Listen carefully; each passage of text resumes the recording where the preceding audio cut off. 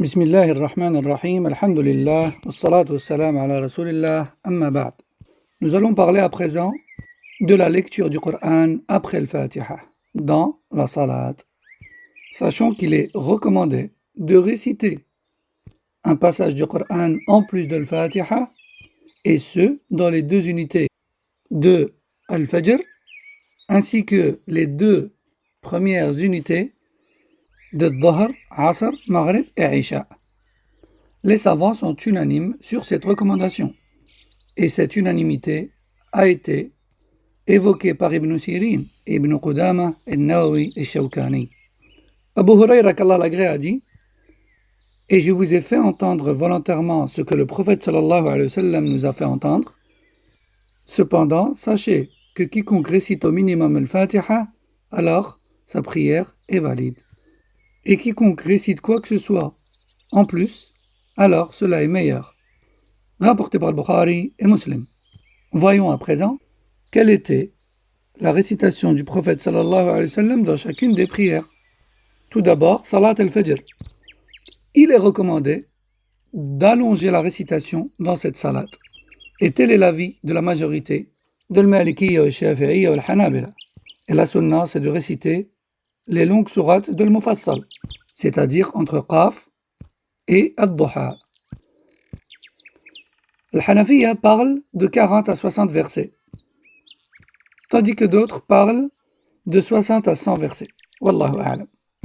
Mais cela dit, il est une sunna de prolonger la récitation dans Salat al-Fajr, et ce, avec unanimité des quatre écoles juridiques, le Malikiyya, le Shafi'iyya, le Hanabila ou l'Ahnaf. Et Ibn al-Qayyim a cité le consensus des savants là-dessus dans son commentaire sur Sunan Abi Daoud. Il est rapporté dans le hadith, d'après Abu Barzah, que le prophète sallallahu alayhi wa sallam récitait dans le Fajr entre 60 et 100 versets, rapporté par le Bukhari et Muslim. Tout comme il est rapporté d'après Jabir ibn Samurah, qu'Allah l'agrée, que le prophète sallallahu alayhi wa sallam récitait dans le Fajr Surat al-Waqi'ah, ainsi que ce qui y ressemble en longueur. Et Surat al-Waqi'ah, pour info, fait plus ou moins 3 pages, plus ou moins 100 versets. Il est rapporté d'après Jabir ibn Samurah que le prophète sallallahu alayhi wa sallam récitait dans Salat al-Fajr Qaf ou al-Qur'an al-Majid, ainsi que ce qui y ressemble en longueur, sachant que cela était considéré pour certains d'entre eux comme étant un allègement. Et qu'en est-il à présent de cette invocation de l'Qunut que certains font dans Salat al-Fajr? Réponse: cela n'est pas légiféré selon al-Hanafiyya ou al-Hanabila.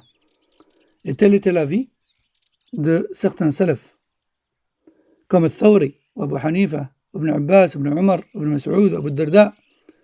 Et tel était l'avis de Cheikh al-Islam Ibn Taymiyyah, Ibn al-Qayyim, Shawkani, Ibn Baz, Ibn Uthaymin, et du comité permanent de la fatwa d'Arabie Saoudite.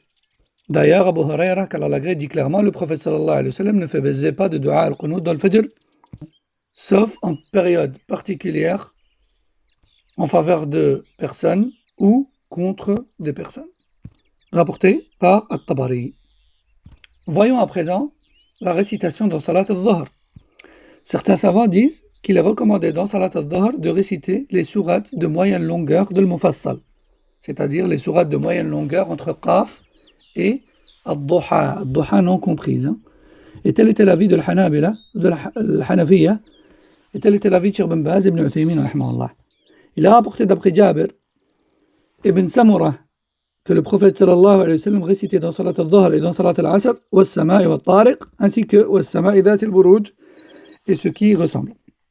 Il est rapporté également d'après Jabir ibn Samurah que le prophète sallallahu alayhi wa sallam récitait dans al-Dhahr wal-layli idha yaghsha, et dans l'Asr pareil. Par contre, dans al-Fajr, bien plus long.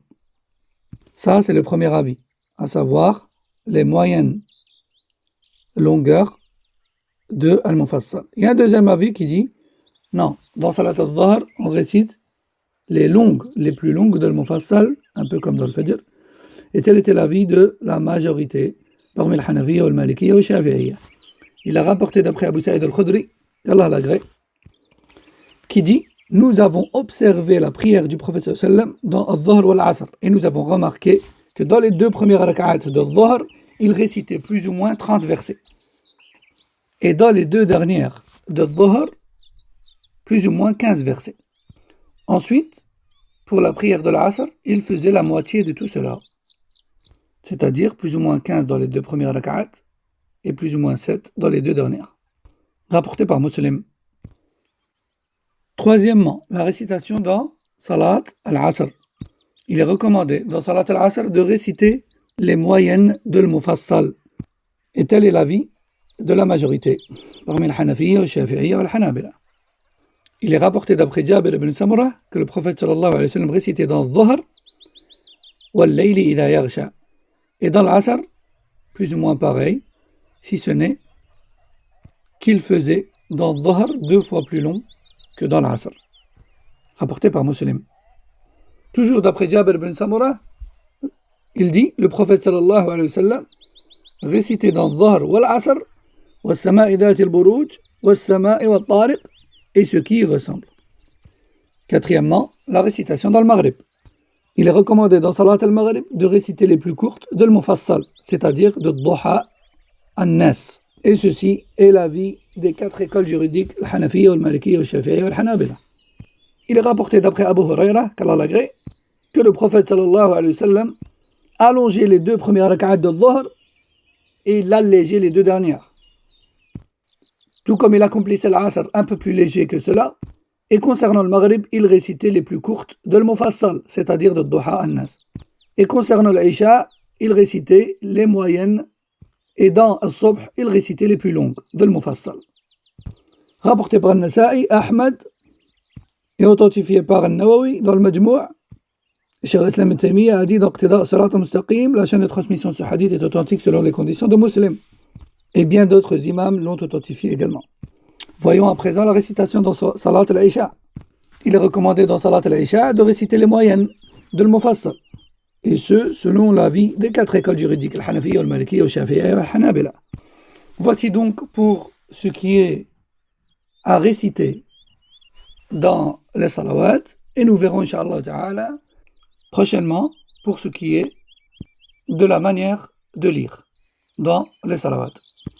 هذا والله أعلم وصلى الله وسلم على نبينا محمد وعلى آله وصحبه والسلام عليكم ورحمة الله وبركاته.